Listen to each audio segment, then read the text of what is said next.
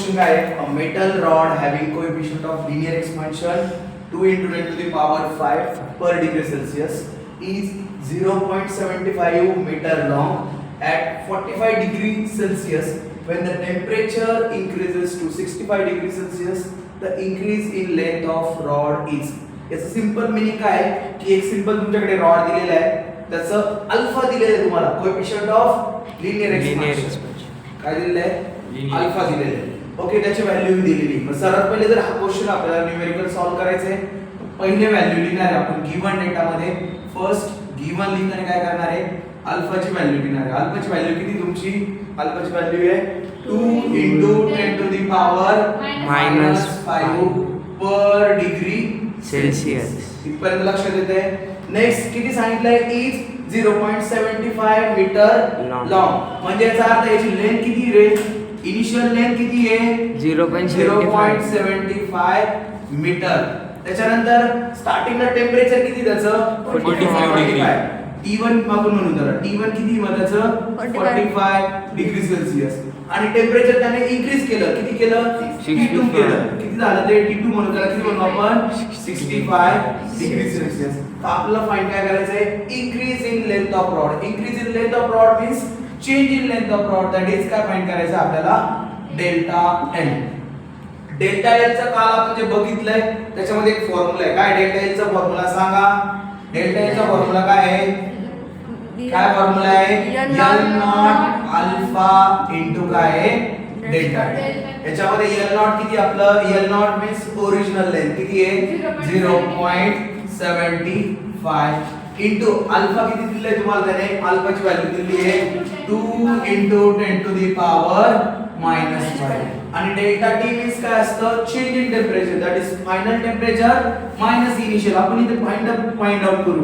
Delta T equals to काय T2 minus काय T1, that is T2 किती तुमचं 65 मायनस इकडे काय येणार आहे 45. 65 मायनस 45 किती येतं याचं आन्सर, किती आन्सर येतं 20 डिग्री सेल्सियस. म्हणजे डेल्टा टी ची व्हॅल्यू किती टाकणार, इकडे पुट अप करणार आहे आपण 20 डिग्री सेल्सियस. येते लक्षात इथपर्यंत. आता याचं कॅल्क्युलेशन करताना तुम्हाला लॉग टेबलची गरज नाही, कशाची गरज नाही, सिंपल मी ट्रिक सांगतो त्याप्रमाणे लक्षात द्यायचं. 0.75 त्याला काय लिहू शकतो आपण 75. दोन पॉइंट प्लेस ने याचा पॉइंट काय करायचं, इकडे शिफ्ट करायचं. 10 टू द पॉवर काय येणार आहे मायनस येणार आहे. दोन प्लेस मी शिफ्ट केलं तर -2. 20 * 2 किती होतं रे 40 आणि 10 टू द पॉवर काय येणार इकडे -5.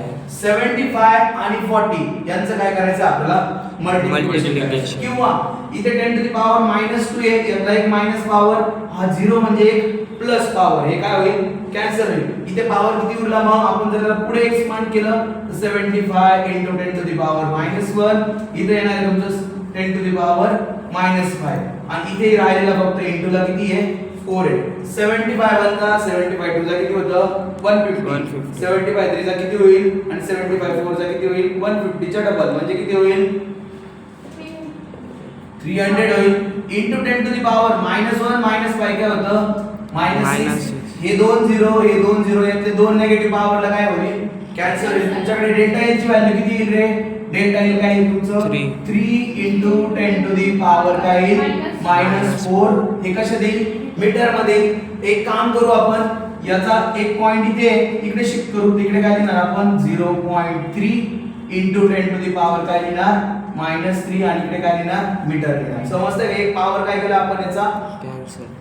इथे डेसिमल पॉइंट आहे, आता डेसिमल पॉइंट कुठे शिफ्ट केला इकडे शिफ्ट केला. समजतंय का, तर काय इकडे कळलं एक प्लस पॉवर इंटू याच्या बरोबर कट होईल. -3 म्हणजे काय असतं तुमचं mm असतं.